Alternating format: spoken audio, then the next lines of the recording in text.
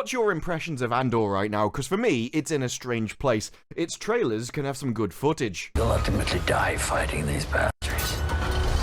Wouldn't you rather give it all at once to something real? But some of the cast interviews have more red flags than an episode of She-Hulk. She's surrounded by inept men, mostly. Well, no, all men, really. And that can go for the trailers as well. Hang on! Like, seriously, I might be able to make a game called Andor or Portland at this point. And it's not like that was an accident either, with the cast coming out and saying, this is a scurrilous take on a Trumpian world, which is obviously what I want in my entertainment, living in an entirely different country. Maybe it's time that Disney realised that most of the world's population isn't inside their own tiny little bubble. And this is the problem I have, because they put out some pre-release videos, which actually give me hope for the series. I like how they talk about the story and the cast and what they can do to the world. We're curating a 5-year period of history. In that 5 years, the Empire is consolidating power and closing down these corporate planets and pillaging other planets, and the rebellion is just popping up everywhere. But with previous history of Star Wars shows, especially Kenobi being the most recent disaster in my mind, and combining that with the other information, which gives an entirely different point of view, I can't help wondering at this point, when it releases tomorrow, exactly where do we stand? How likely is it that Andor is going to be good? Now, I think the first place to look is the pre-release reviews, largely because they contain a lot of the same warning signs that Rings of Power did.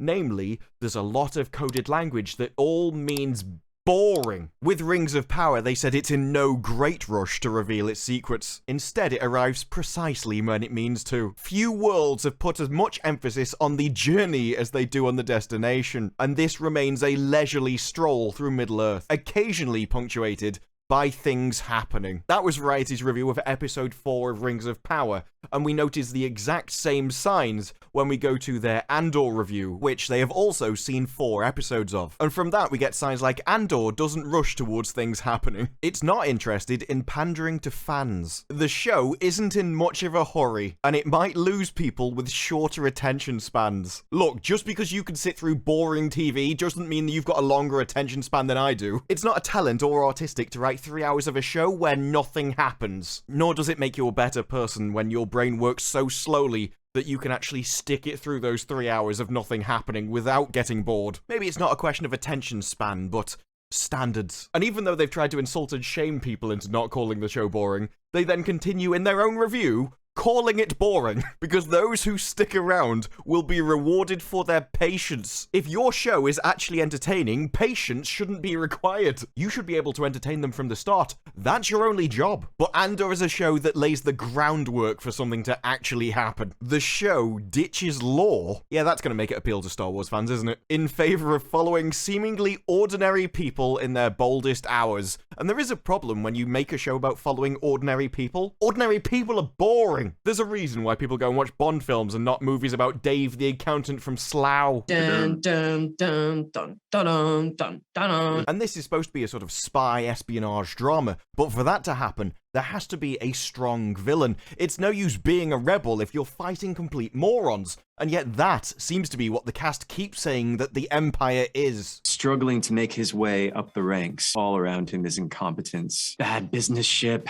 bad colleagues, bad bosses. These are people that took over an entire galaxy, and you're telling me they're nothing but incompetent fools that can't get anything right? It makes it look like you've made everyone incompetent specifically so you can single out certain people that you choose as, oh no, these are the great ones. But your problem is that the Empire does rule the galaxy, and by making them look stupid, you make all of the rebels look stupid as well, because they let stupid people take them over in the first place. Ruling a galaxy is incredibly complicated. It would require very good people to do it. And damaging that for a few specific characters, which is what the cast interviews make it look like, isn't a good sign. The rebellion is just popping up everywhere. Surrounded by inept men, mostly. Well, no, all men, really. And they seem to be missing what she can see. Oh, how very Galadriel of you. Everyone around me is a moron and only I know the truth and can save everybody. Women watching it, they'll be like, oh my god, go, sister. You have to remember, oh, she's a fashion. Mind you, that's how Galadriel comes across as well. You know, it's a new thing, isn't it, to have a woman in this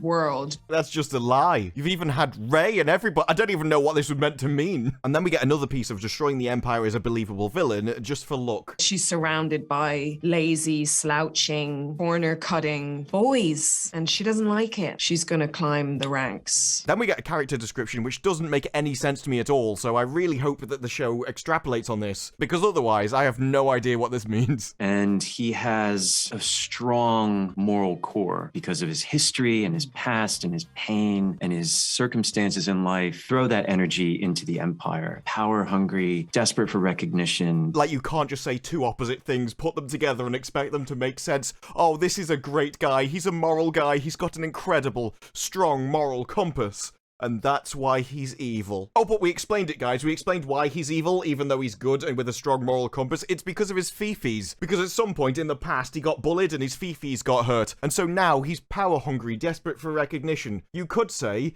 he's got fragile, toxic masculinity. Dun, dun, dun, dun, dun, dun, dun, dun. And look, seriously, I hope I'm wrong. I hope the actors are just mouthing off, although I don't know why anyone would let them. I don't know why Disney would let them. The fact that they're going around in interviews after being PR trained shows that this is a message that Disney approves of. And I fully agree that the trailers showed some promise. It's just that a lot of other things don't. And at this point in Disney's life, I think it's personally reasonable to accept those red flags as, serious. One hand, you want like a woman in a man's world to succeed, but it's like, ooh, no, it's the wrong world though. No, we don't want that. There is one good piece of news though when it comes to Star Wars lore. We can't rewrite the movie, nor would we want to. Because A, never stop Rings of Power, or Wheel of Time. And we find out that they did go to more effort to make it seem realistic than a lot of other shows seem to nowadays, by actually hiring professionals to train the cast in what they should actually be doing. Like in Andor, they hired SAS military in order to teach her how to point a firearm at somebody. No, I'm being serious. So yeah, I had to be trained in like, take a gun out like this, you know, get out and point it. Dun, dun, dun, dun, dun. And even from a story perspective, there's room for concern when I think about a spy espionage drama like this. It's so much harder to pull off than something like Kenobi, which was already ruined. This requires deep characters, a complex plot with twists and turns. You don't just want action, but infiltration, people outplaying each other, outsmarting each other. And yet what they're describing that we're going to get seems to be an altogether different story. From bounding into comics, we got Andor is not for 9-year-olds, which is obviously a positive, but describes it as being about real people. There's billions of other beings in this galaxy. There's plumbers, cosmeticians, journalists. What are their lives like? The revolution affects them as much as anybody else. Look, when I said no one wanted to see the life of Dave the accountant, I was taking the piss. I didn't expect you to take me seriously. Why not use the Star Wars canon as a host organism for absolutely realistic, passionate, dramatic storytelling? I think when you're describing Star Wars canon as a host organism, what it comes across as is you have an ulterior motive. You don't actually want to make good Star Wars. You just see that IP as something that you can stamp on a story that you wanted to make. Something entirely different. Something unrelated to Star Wars, but one that you can actually infect as a host organism. Like a parasite. It seems to be really derogatory language. And he says despite the focus on real people, he also wants people to tune in who don't care about Star Wars to a Star Wars show. We've seen this so many times before with so many IPs, not just about movies or television, but gaming as well. There's this constant pursuit for a wider audience with no proof that this wider audience even exists in the first place. And by going out and searching for it, what you tend to do is alienate the audience which already existed in the first place. The one that would have been interested. You alienate them and go for a different audience, which you have no idea if it even exists, or wants to watch your show in the first place. That's the risk here when you start talking about hardcore Star Wars community embracing the show in a new way, because this is not going to be Star Wars by any previous definition, that they'll be thrilled that someone came in and uncynically got down to the molecular level of their world. That sounds like deconstruction to me. You want to break something down into its base parts and then play around with them. Again, something we've seen many times before and generally is used as a vehicle just to tell your own story in somebody else's IP. Can it work? Yes, it can, but the issue that you have is when you start breaking things down, you very often lose the soul of what it was originally. But you find out the audience that he's actually interested in. He wants his wife watching the show, even though she couldn't care less. She's not interested in it, and she hasn't been interested in it in years. And to get somebody like that interested in a show, you have to entirely change what it was, in just the hope that you can get someone who doesn't care at all to pay attention.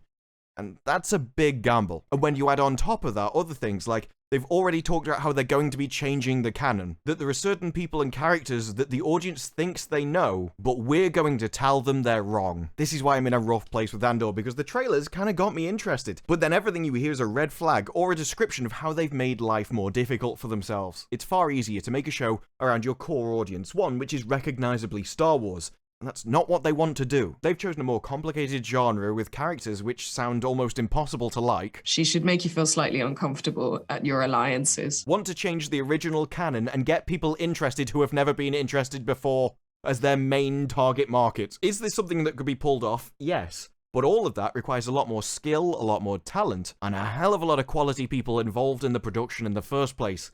And the question is that something that anyone's got confidence that Disney has nowadays? We've seen the quality of previous Star Wars in the past. Kenobi really wasn't that long ago. And now they want to do something which seems an order of magnitude more difficult to pull off. And on top of that, they've released a full scene, which is kind of a bit dull. Maybe it was because a lot of what they talked about was already included in the trailers, but it did at least have an action scene at the end, which was fairly well done. The issue is, how much of each have we gotten? Because if most of the episode is like the first half of that scene, ooh, I can fully see why Variety is using coded language for boring. And when you add all of that together, I am very cautious about Andor. I've not written it off because it's kind of the thing that should appeal to me. A dark, gritty spy espionage thriller would be right up my street. I would love them to pull this off. If any Star Wars was going to be great, I'd actually prefer it to be this. Ewan McGregor doesn't really hold much sway after me, especially after that car video. But at this point, I've seen too much of what Disney makes, too much of Disney marketing to trust it at face value. So I've not written it off. I'm going to judge it when it arrives tomorrow. But to be frank, I don't really hold out that much hope. But those are my thoughts. What are yours? Let me know down in the comments below. Like the video if you like the video. Subscribe. More videos like this in the future. And I will see you in the next one. Bye-bye.